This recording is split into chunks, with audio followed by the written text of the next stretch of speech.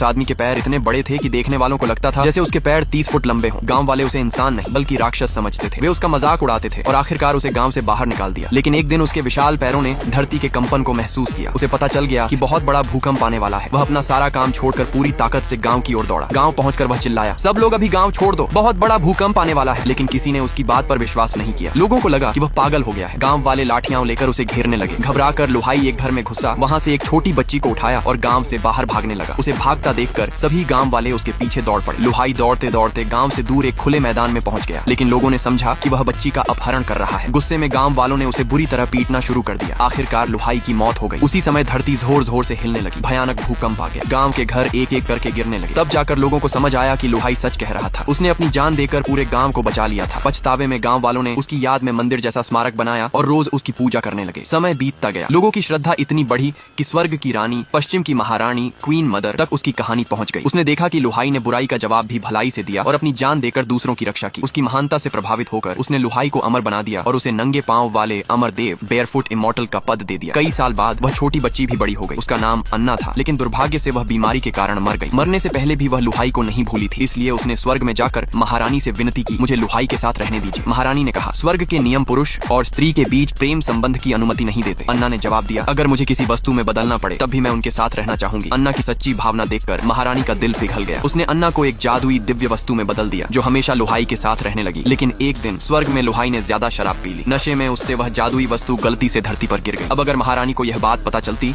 तो उसे सजा मिल सकती।